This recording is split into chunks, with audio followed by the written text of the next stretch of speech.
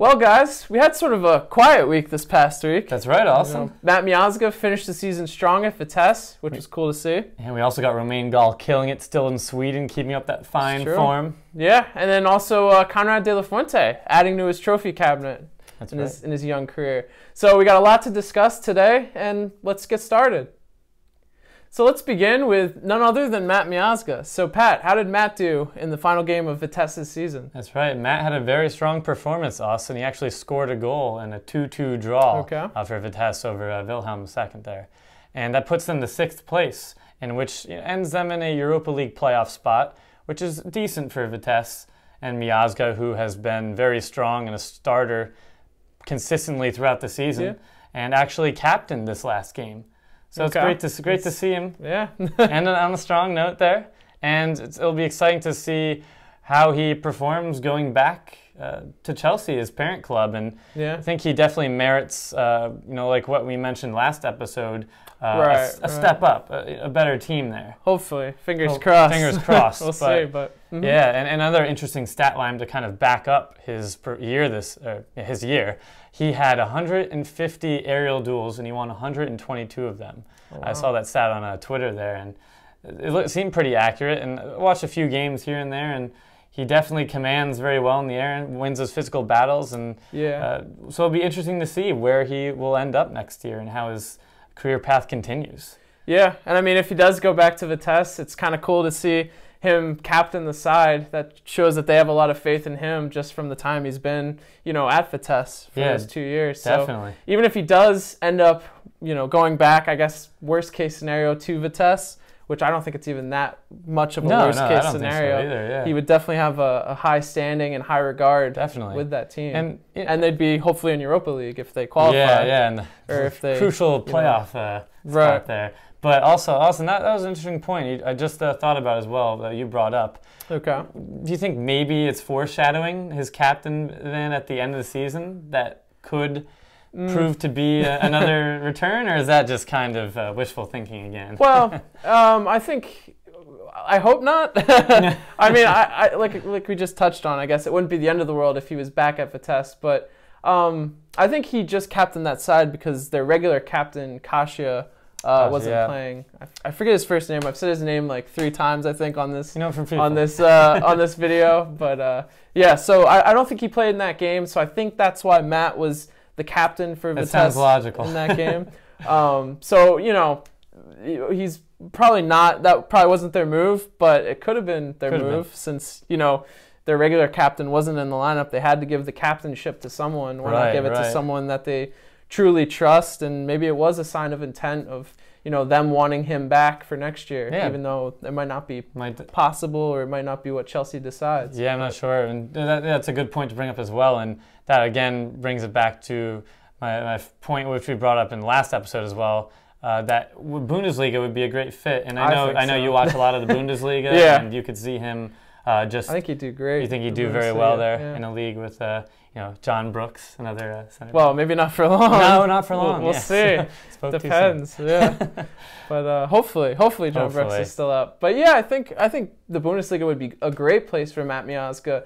Obviously, if he went back to Chelsea, a logical move would be maybe like a low-tier Premier League team. Right, that makes maybe sense. Higher championship team, although I think he's proven himself to be at a higher quality than the championship. Yeah. But I just think the Bundesliga fits him a little bit better because he is very physical. Like you said with your aerial duel stat, it just shows that he's a very physical center back. And I think if he went to a Premier League team, he'd kind of get lost in the shuffle because pretty much, I can't say pretty much every center back, but a lot of center backs in the Premier League, as we all know, build their game or pride themselves on their physicality. So I think Matt would kind of get lost in the shuffle on a lower Premier League team since he'd just be another physical center back. Although he does have some good passing ability, so he might, break out. But I do feel that the Bundesliga would fit his play style better. It would also give him an opportunity to really stand out from other center backs in the league, and then other center backs on whatever team he would be he'd be playing for. And I think he could move to a mid-tier team in the Bundesliga, which would be better or something, you think? Or? Yeah, I said Frankfurt last episode, and I think Frankfurt would be maybe the most logical choice for him, just from right now out of the teams that could use a center back in the near future. So yeah, I think the Bundesliga would fit him better, and I think that would be a great move if he moves on from Vitesse and isn't at Chelsea next year. That's right, which definitely. Doesn't look like that's really going to be the case. So props to Miazga for finishing strong. Definitely. And we want to shift over, like we were talking about, in the Bundesliga to no other than Christian Pulisic. So Christian had kind of a rough last 2 weeks, and he played 56 minutes in Dortmund's game with Mainz this weekend. Unfortunately, Dortmund lost, and Mainz got out to an early 2-0 lead and never really looked back. Dortmund pulled 1 goal back early in the first half, but just never really got on the same page with each other. Christian Pulisic looked a little threatening in the beginning of the first half, and then kind of fizzled out. And then obviously got taken off early in the second half, which doesn't look too good. Yeah, especially since he didn't have such a great game last weekend against Werder Bremen. So seeing the second game in a row where he's kind of plateaued a little bit and is kind of found himself back in a rut that he was in earlier in the year, I would say a little bit. Obviously, it's only really a 2-game stretch where he hasn't looked great. And that team just overall, like you mentioned, along with Pulisic, the team just seems to be in these rut. And it's been such a weird year from Dortmund. Yeah, very strange. Although, the past few years have been kind of tumultuous. They've had good seasons, and then they've had really inconsistent seasons. And this year's kind of been another one of those inconsistent seasons. And, they have 1 game left. They play, I believe, Hoffenheim this next weekend. And that's a really big game because it'll decide whether or not they're in the Champions League. I believe if they lose that game, and then if Bayer Leverkusen win their game, then there's a potential that they would be kicked out of the Champions League position. I'm not exactly sure if that's 100% accurate. I didn't look at the Bundesliga table before. But it's close. It seems like it's very close for these. But yeah, Hoffenheim's right there knocking on the Champions League door. So, this weekend will be a big game. Not sure if Christian Pulisic has deserved the chance to start again this coming weekend, but Dortmund really don't have anyone else to truly replace him. Yeah. I mean, their other alternatives would be like Andrei Yarmolenko, who hasn't hasn't played well pretty much all year, and then Andrei Schürrle, who he's been kind of hot and cold and hasn't looked great either. And I'm sure this isn't coming at a good time for Dortmund as a club, as Pulisic's getting there's a lot of rumors circulating around that, like Austin just mentioned, we were talking off camera here a little bit, that it seems like nobody's really challenging him too much for his place, or maybe he feels like he's stagnated a bit, but I'm not reading into his mind. It just looks like there's some other teams that are ready to jump on Pulisic's value. Like Liverpool? Like Liverpool, might be. Yeah, your team. But yeah, I agree with that. I think he has stagnated a little bit, and I think that's partly due to the coaching that he's gotten the past 2 years. I can agree with that. His next coach, it doesn't seem like Peter Stoger is going to stick around. So that'll be, I believe, 4 coaches in about 2.5 years at Dortmund, which is kind of crazy. You're in an unstable environment, Yeah, it's not good for any player's development. So, Pulisic might try to look for a move this summer.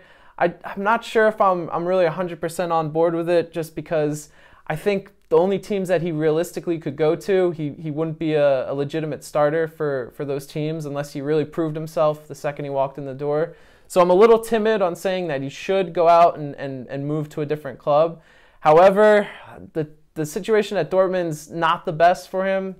So since he doesn't have an ideal situation at the moment, I don't think it would be the worst move for him to look elsewhere and try to find a team that he could maybe get better coaching at, or just get into a better opportunity.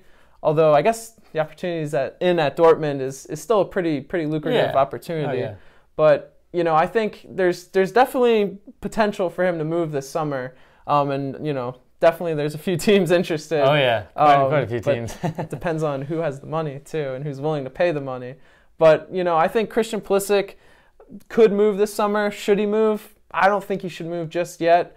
But, if an offer comes in and Dortmund accept it, I think it's kind of a foregone conclusion he'll move on. Yeah. So we'll have to monitor that and, reach out to us on Twitter or Instagram. Tell us even in the comments where you think Christian Pulisic should play next year. We'd love to hear from you guys on just your opinions and what you think would be best for his development and best for his career. So, just reach out to us. We'd love to hear it. And now we want to move over to a player who's been killing it this season. Oh yeah, that's right. He's playing in Sweden, and that would be Romain Gall. So Pat, how did Romain Gall do this weekend? Again, another dominant performance for Romain Gall with what some people say are 2 goals, a brace, but I say a goal and then an own goal, unfortunately, for Hammarby there. But they did end up losing that game 4-3, I believe, which is their first loss. However, again, Romain looked very dangerous going forward, a lot of speed going forward and confidence, obviously with all these goals coming. The first one, like what we mentioned, was he had a really good run up the left flank there. Central midfielder got the ball on a counter, passed it to him, and he had a nice shot that was going towards goal, and one of the defenders just kind of stepped his foot in the way, and it took just a funny deflection there. I had to watch it a few times to actually see if it was a deflection. It was that close. So it just caught the goalie off guard, went to near post, and you can say what you want, but that's an own goal. It's an own goal. But anyway, I'd say that. You can't discount the second goal he scored, I believe, in like the 83rd or 84th minute. A really nice volley, just kind of came bouncing outside the 18 there, and he ripped one into the the left corner there, and caught it sweetly. Really, just one of those ones that just knuckled and straight through. Cool. But that's just great to see someone that would just take that one time, that bouncing outside the 18. You can really see his confidence with 4 goals in 3 games, Austin, and it's looking great. A great turnaround for his career. Yeah, and I think he's probably the hottest American right now in terms of his form. I don't think there's anyone else who's really in better form than him. I know Andrea Novakovic has kind of cooled off a little bit since that call-up, but that's really exciting to see from Romain. And I think there was an article that circulated this past week that kind of touched on how players in the past who were American, who played in the Swedish league, actually used their playing time in the league in Sweden to launch on to different leagues, such as Ligue 1. I think Alejandro Bedoya was one of the players that mentioned. So it would be interesting to see in the near future, I would say, probably before the end of the season, hopefully this summer, Romain Gall and see if he could get a move to a bigger league and a better club. I think that would be really cool to see if another American who's played in Sweden use that league to leapfrog onto a better team and play in a better league. Completely agree there. And like Austin mentioned there, Alejandro Bedoya went, and there was another player. There was. It wasn't Beasley. It was it wasn't DeMarcus Beasley. It was. But I believe he might have gone to Celtic or somewhere, or Rangers. Rangers, maybe. I don't know. But anyway, it was an article on goal.com, I believe. So if you guys know. But anyway, Austin mentioned Romain Gall is just on the up and up. This is a great way to, it's early. Allsvenskan just kind of started 8 or 9 games ago. Right. So he's got a long season to perform well, and this is perfect because of these friendlies coming up for a lot of these players. It's another chance for them to kind of immerse themselves again in the national team stage there. So exciting to see. And moving back to the Bundesliga, Austin, another player that had some ups and downs, but finished strong. Another 90 minutes. Another 90 minutes. And that would be none other than Weston McKennie. So Weston actually played 90 minutes for Schalke in their 2-1 win over Augsburg, secured the Champions League for next year, which is very, very good. Very exciting for Weston for next year. Good soccer clip. And he played as a number 6 in this game. Looked a little timid in the first half, kind of withdrew from the game, or was withdrawn from the game. Wasn't really getting into play. But then in the second half, kind of got more into the game and got more involved and looked a lot better from what I saw of Weston McKennie in that game. He looked more involved in the second half. And that's key, Austin. Like you mentioned, a lot of players, and I saw this a lot. I'm comparing Liverpool with Coutinho. A lot of these players would kind of find themselves withdrawn or out of the game and just not in the flow, and especially with young players in general. And it's great to see, like what you mentioned, McKennie really finding the game, not letting himself get too down or just saying, okay, I feel like I might get subbed off in a bit here or there. He could have just had like an average performance, but it's good to see him at least having that desire and hunger that he definitely has proven, like you said. No, and I think most of the reason why he was maybe a little timid in that first half was just because he's playing in a very different position than he's played kind of his whole life. You know, he's mostly an 8, which we kind of touched on last time, and he's playing in that 6 role, very deep, just in front of the center backs, and I think it's a different role than he's ever really had to play, and something that I think he's starting to get more and more comfortable with, but is still not completely, 100% comfortable and confident in that position. And what do you think for the national team? Well, I think he should definitely be a number 8. I think he going forward, he possesses a lot of qualities that will help teams to link play from the midfield to the attack. I think he's very good as a box-to-box midfielder and not just a guy who can sit back and be a destroyer. So I hope when he plays with the national team, he'll always be in that 8 role, unless something happens where he loses athleticism or something like that. But he's very good in that role, in my opinion. And I can't wait till next year when Goretzka's gone, Max Meyer won't be there. Bentaleb was, I believe, suspended for this game, so that was another reason why he got a start. So I hope next year they'll play him in that 8 role at Schalke, and we get to see, Weston McKennie in the Champions League playing that number 8 role. That'd be great. Which would be nice. And a young American in the Champions League. Yeah, that's great. We have, a few of them next year, hopefully. A few of them. So we'll be crossed. Really excited next season when we do this. But now we want to move over to the championship and talk about 2 different players who actually, had a good weekend, and also, I believe one of them at least secured their team of staying in the championship. And those 2 players would be. That's right. We're starting Anthony Robinson and Cameron Carter-Vickers. All right. So we'll start with Anthony Robinson, Austin. Okay. And he was able to play the full 90. The coach trusted him to get in there over an experienced veteran, Andrew Taylor, who's been playing more the last few games, as Bolton has really struggled in these weeks. As we kind of mentioned, or haven't mentioned enough of Anthony Robinson. We haven't had the opportunity to. But great to see him get the 90. He looked really strong and dangerous going forward in a 3-2 win against Nottingham Forest.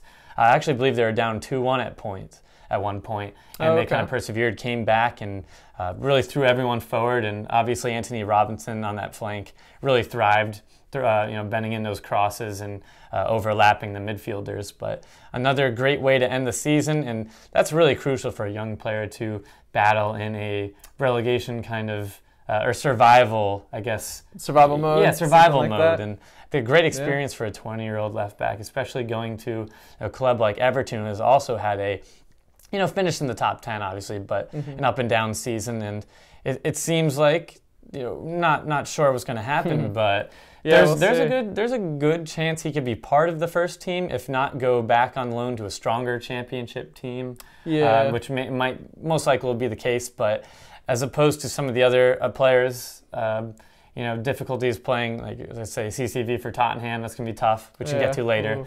But I think Anthony Robinson really has a good shot, and like Austin mentioned before, with McKennie going excited in next year, I'm equally excited with Anthony Robinson and see what he can do. For sure. And how many games did Anthony actually play this year with Bolton? That's right. I know we talked about this earlier. Yeah. So he off camera. So in the championship, he played like 30 or so. Okay. And he actually, obviously, EFL Cup, 3 other appearances, I believe, in there. But if you're playing 30+ games for loan, that's pretty strong, and decent amount of starts as well. Not all of them, but. It's great to see him kind of take that left back position and make it his own, and go back to Everton, a stronger, young American. Right. Trying to tie in her name there. Yeah. But also another player, Cameron Carter-Vickers, got the 90 minutes in the 2-2 draw for Ipswich Town. So they're just kind of floating there in the middle of the championship. Nothing crazy, but it's great to see him get the start. And I believe you mentioned that. He hasn't been starting, which I wasn't sure about. Yeah, we wanted to just clarify. So I think the last few episodes we were a little concerned by about the reason why he wasn't starting, and apparently he was actually injured or had a little bit of a knock. So that was, I guess, the reason why he wasn't in the starting 11 for those past few games that he was out. So that was something we didn't see. So our error, our bad. But anyway, going along with that as well, Austin, he still managed 34 appearances in the championship. And I think he had over 2,000 minutes as well, or at least very close to 2,000 minutes. Yeah. Which is really good to see from a young player. And I think Anthony Robinson too had somewhere around 2,000. I don't have exact stats. Yeah, for that, but that's significant playing time for players in their 20s. Just great development. And another interesting situation, Austin, is Tottenham is such a strong team. They're going through some not rough patches, but they haven't really won anything. Right. And there's going to be some changes, but I don't think Cameron Carter-Vickers is ready to step onto that first team of Tottenham. Well, we were talking about it because we don't.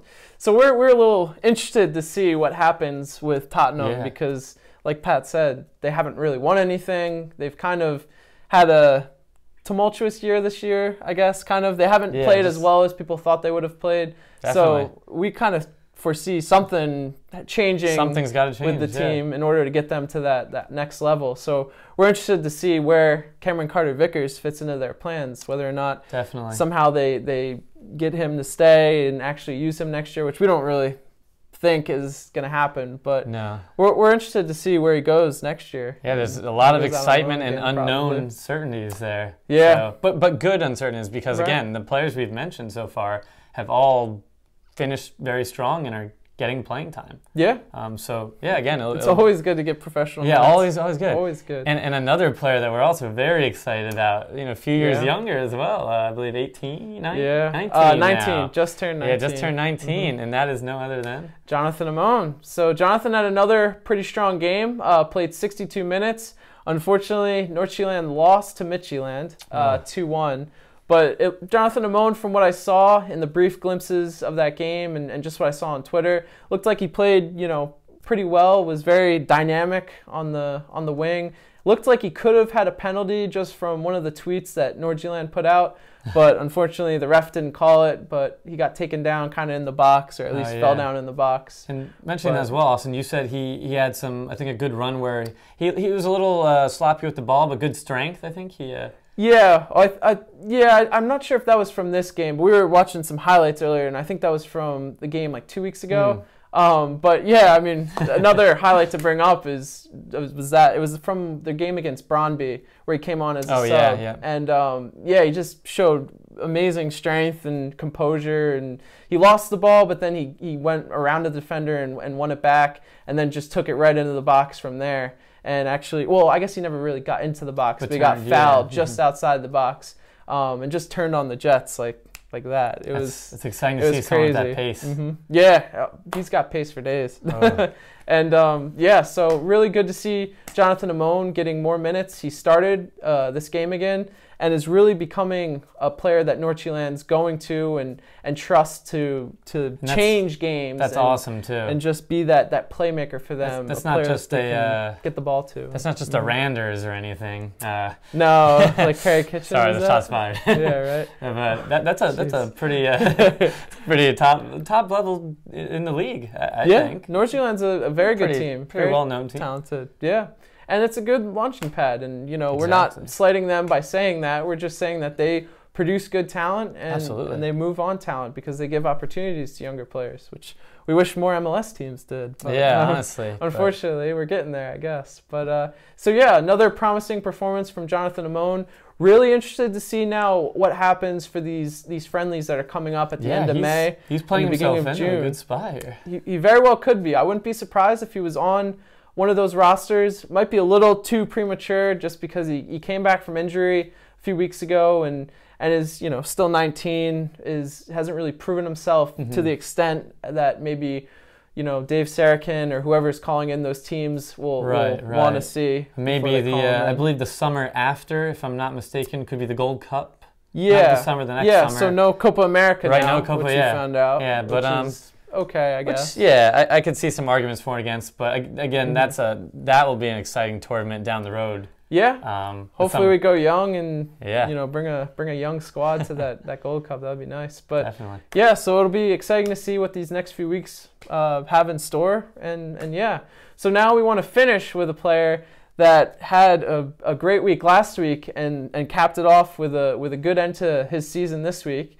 and that's Conrad De La Fuente. So he came on and scored 2 goals in 7 minutes for Juvenil B. It's not bad. Yeah, so he played for Juvenil A last week, came on for the first time, but was back with the B team this week to finish their season. And they actually, winning, right? They won their championship in their league. That's back-to-back trophies for De La Fuente, I believe, right? That is, yeah. So he won a tournament, or not a tournament, a trophy with Cadet A last year, which is another level of La Masia.